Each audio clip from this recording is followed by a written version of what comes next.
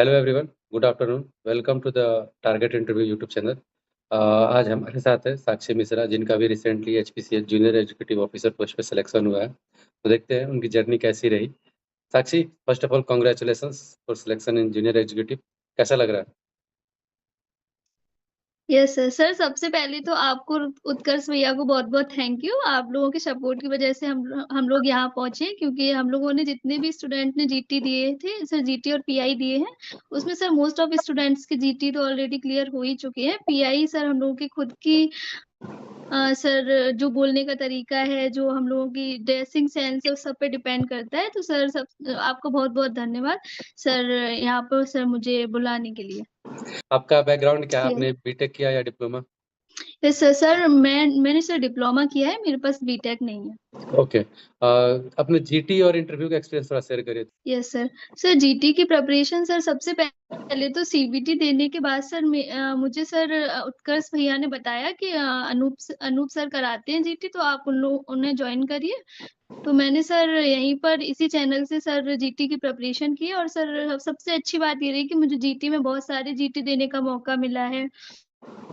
और सर हर जीटी में बोलने के लिए टाइमिंग भी काफी मिली है, और सर बाद में मुझे मेरी कमियां बताई गई हैं, तो सबसे सर मुझे बहुत ज्यादा हेल्प मिली है। और वहाँ पे क्या सीन था जीटी का? कैसे वहाँ पे कुछ आपका केस स्टडी क्या था और क्या क्या चैलेंजेस वहाँ पे फेस किया आपने? सर सबसे चैलेंज यस सर। सर सबसे बड़ा चैलेंज तो यही होता है जब हम वहाँ पे सर एंट्री लेते हैं, और सर सभी लोग सामने होते हैं और हमें उन्हें देखना नहीं होता है, और जाके राइट। सिर्फ अपनी सीट पे बैठना होता है। और सर केस स्टडी मेरी कुछ इस प्रकार थी, क्योंकि केस स्टडी बहुत ज्यादा लंबी थी, तो सर हम लोगों ने मतलब मैंने सर उसमें इंट्रोडक्शन या फिर कंक्लूजन नहीं दिया था। सिर्फ अपने सर अच्छे पॉइंट्स बनाकर सर मुझे वहां पर एक डायरी दी गई थी, जिसमें मुझे नोट आउट करना था। और सर वहां पे मैंने अपने पॉइंट को सर बहुत अच्छे से एक्सप्लेन किया। मैंने सर कंक्लूजन या फिर इंट्रोडक्शन नहीं दिया था, मैंने अपने पॉइंट्स को ही सिर्फ बोला था। क्या था केस स्टडी, थोड़ा बताइए। Yes sir. सर वहां पे मेरी केस स्टडी जो थी वो सर पहले से ही जो हम लोग कर चुके थे ऑलरेडी सर, वही थी sir false safety alarm. Okay. तो सर उसी के ऊपर था, तो सर उसके पॉइंट्स मेरे पास बहुत थे बोलने के लिए। सर अगर और मौका मिलता, क्योंकि 10 स्टूडेंट थे और सर 10 मिनट्स ही टाइम था, तो 1 मिनट ही था बोलने के लिए सर। उसमें भी सर मैंने 3 बार एंट्री लेके अपने मेजर पॉइंट्स को रखा और एक्सप्लेन किया उन क्या सभी को। पॉइंट क्या थे आपके? सर मेरे पॉइंट जो थे सर, अगर ऐसा सिचुएशन आती है तो हम लोगों को बहुत ज्यादा डरना नहीं है, चीजों को मैनेज करना है, सेफ्टी को प्रायोरिटी देनी है, कि मतलब लोग भागे नहीं इसी सिचुएशन में। मैनेजमेंट अच्छा हो, हमें लॉग आउट टेक आउट करके सर मैनेजमेंट करना चाहिए, लोटो टेक्निक का यूज करना चाहिए, सेफ्टी, और सबसे पहले पीपीई का यूज करना चाहिए। हर चीज को मैनेज करते हुए मेंटेनेंस हमें देखते रहना चाहिए, क्योंकि सेफ्टी अलार्म फॉल्ट आगे नहीं हो, इन सभी चीजों का भी ध्यान रखना चाहिए। मतलब यही सारे मोस्टली पॉइंट्स मैंने वहां पे भी मतलब डिस्क्राइब मोस्टली किए। आपने सेफ्टी रिलेटेड जो भी पॉइंट्स थे, जितना आपने प्रैक्टिस किया था, सब बोल दिया। यस सर, बिल्कुल सर। एक मेरे लिए मेजर पॉइंट यही था, क्योंकि यही सेम टॉपिक आपने हम लोगों को कराया भी था, तो सर उसके लिए मुझे पॉइंट बहुत ज्यादा मिल गए थे बोलने के लिए। ओके। और इंटरव्यू कैसा गया था आपका? क्या क्या पूछे गए थे क्वेश्चन? Yes sir. सर सबसे पहले तो इंटरव्यू में एंट्री लेते ही सर उन्होंने मुझे सर सबसे पहले पूछा कि आप सही है, आपने खाना खाया या फिर नहीं। उसके बाद सर ओके। मैंने इंट्रोडक्शन स्टार्ट करते हुए सबसे पहले एक लाइन बोली, तो सर मुझे लगता है उसका इम्पैक्ट अच्छा हो सकता है। सर वो कुछ इस तरह थी, like sir good morning good afternoon बोलने के बाद, I am very thankful for HPCL and also thankful for all panel members for giving me this opportunity. तो सर इससे थोड़ा सा अलग एक इम्प्रेशन पड़ता है, वो सब रहा। और उसके बाद जो मेरे से क्वेश्चन उन्होंने किए वो कुछ इसी तरह थे कि आपकी ड्यूटी, एचआर क्वेश्चन सर मेरे पास ज्यादा आए थे। तो ओके। उन्होंने मुझसे पूछा कि आपको अगर पैन इंडिया ड्यूटी दे दी जाती है, कहीं भी आपकी पोस्टिंग हो जाती है, तो आप वहां पर कैसे रहेंगी, आपको खाना आप बना लेती हैं या फिर नहीं बना लेती हैं, आपकी फैमिली में कितने मेंबर्स हैं, फैमिली बैकग्राउंड के बारे में पूछा उन्होंने मुझसे। और सर मेरी स्टडी के बारे में पूछा कि आपके पास बीटेक नहीं है तो आपने बीटेक क्यों नहीं की है। ओके। और सर मेरे प्रोजेक्ट के बारे में काफी क्वेश्चंस किए, तो सर यही सारे क्वेश्चंस थे। प्रोजेक्ट में क्या क्वेश्चन थे, थोड़ा एक्सप्लेन करेंगे? Yes sir. सर सबसे पहले उन्होंने मुझसे पूछा कि आपका प्रोजेक्ट क्या था? तो सर वहाँ पे सबसे पहला यही रहता है कि हम जेन्युइन आंसर दें, जो रियल है वही हम उस चीज़ को एक्सप्लेन भी अच्छे से कर पाएँगे, तो वही हमें अब बोलना होता है। तो मैंने उन्हें बताया सर मैंने एक मैनुअल फ्लोर क्लीनर बनाया था अपने डिप्लोमा टाइम पर, तो उनका फिर मेरे पास क्रॉस क्वेश्चन आता है कि आपने मैनुअल फ्लोर क्लीनर क्यों चूज़ किया? क्योंकि वो तो पहले से भी अवेलेबल है और भी स्टूडेंट्स बना चुके हैं। तो मैंने उन्हें बताया सर कॉस्ट इफेक्टिव हो जाता अगर मैं अदर किसी चीज़ को चूज़ करती और सर इज़िली अवेलेबल हो जाते हैं पार्ट्स इस चीज़ के तो फिर सर मैं और सर दूसरी चीज़ ये भी थी कि वहाँ पर हम लोग एक ग्रुप का हिस्सा थे, तो हमें सभी की थिंकिंग को एक पॉइंट पर लाके एक डिसीज़न लेना होता है। तो मैंने डिसीज़न मेकिंग, लीडरशिप इन सभी को कंबाइन करके अपने आंसर देती रही हूँ। तो मैंने इस पे प्रोजेक्ट पे अभी कुछ ऐसा ही आंसर दिया है।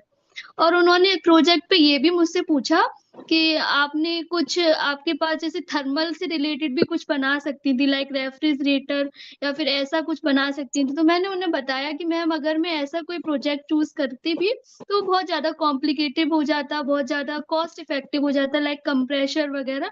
इन सबको फिट करना, अरेंज करना वो पॉसिबल नहीं हो पाता। तो मैंने उन्हें राइट, राइट। ये बताया तो उन्हें मेरे पॉइंट शायद अच्छे भी लगे हैं। और आपसे उन्होंने कुछ टेक्निकल क्वेश्चंस पूछे थे क्या? Yes sir. Technical question sir मेरे ज्यादा नहीं रहे हैं और मैं जितना रिकॉल कर पा रही हूँ उन्होंने मुझसे साइकिल्स के बारे में पूछा है कि आपने पूरे अपनी जो स्टडी की है उसमें आपने कौन कौन सी साइकिल्स को पढ़ा है। तो मैंने उन्हें बताया रैंकाइन साइकिल है, ब्रेटन साइकिल है, एरिक्सन साइकिल है, पेट्रोल डीजल, ये सारी साइकिल्स के बारे में बताया। फिर उन्होंने उसके थोड़े थोड़े पॉइंट्स पूछे इसमें क्या होता है ये सभी। ओके। साक्षी, और भी आपसे कुछ क्वेश्चन पूछे गए थे क्या?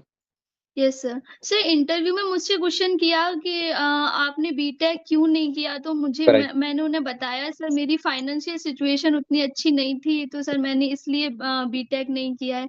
और उन्होंने मेरे से क्वेश्चन किया कि आपने बीटेक नहीं किया, आपका गैप है क्योंकि सर मेरी 2022 में डिप्लोमा कंप्लीट हुआ है। तो उन्होंने पूछा आपने कहीं एक्सपीरियंस के लिए किसी और कंपनी को ज्वाइन क्यों नहीं किया या फिर वहां पर आप क्यों नहीं गई? तो मेरा सर उस सिचुएशन में आंसर उन्हें यही रहा कि सर मेरी फैमिली जो है वो बैकग्राउंड सर थोड़ा ट्रेडिशनल है, तो उस थिंकिंग की वजह से मुझे बाहर ऐसे कोई प्राइवेट कंपनी में ज्वाइन करने को नहीं मिला। जब आप प्रिपरेशन वगैरह कर रही थी तो जो पीआई का आपने प्रिपरेशन किया, जीटी का किया, वो रिलेटेबल था क्या वहाँ पे जो रियल सिनेरियो था?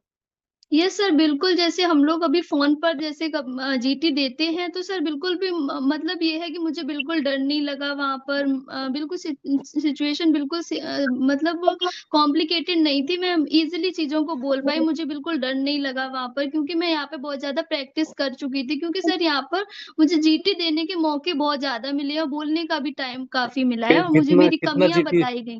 कितना जीटी दिया होगा आपने इधर?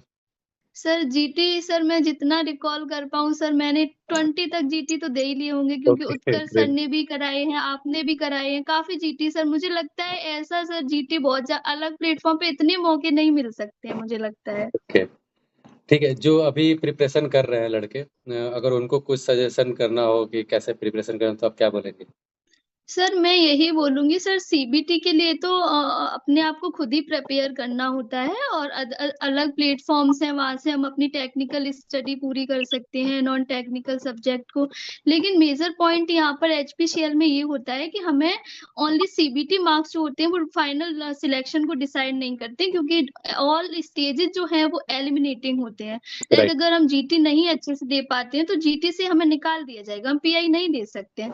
तो हमें हर स्टेज के लिए वेल प्रिपेयर रहना चाहिए। तो सर मुझे लगता है हमें जीटी और पीआई के लिए बहुत ज़्यादा बोलने के जहाँ मौके मिल रहे हैं उस चैनल को ज़रूर चूज़ करना चाहिए क्योंकि सर कुछ प्लेटफ़ॉर्म ऐसे भी होते हैं लाइक मैं बुराई नहीं कर रही हूँ लेकिन कुछ प्लेटफ़ॉर्म ऐसे भी होते हैं जहाँ पे बच्चे बहुत ज़्यादा हो जाते हैं, फीस भी काफ़ी ज़्यादा होती है, वहाँ बच्चों को बोलने का मौका नहीं मिल पाता है।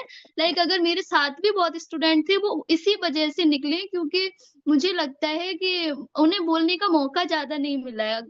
तो मुझे लगता है उन्हें ऐसा प्लेटफ़ॉर्म चूज़ करना चाहिए जहाँ पे पैसे भी बहुत ठीक-ठाक हो मतलब एवरेज हो, बजट में आए और वहाँ पे मेन चीज़ सबसे बड़ी चीज़ तो यही होती है कि बोलने का मौका मिले और बहुत सारे जीटी देने के लिए हमें मौका मिलना चाहिए।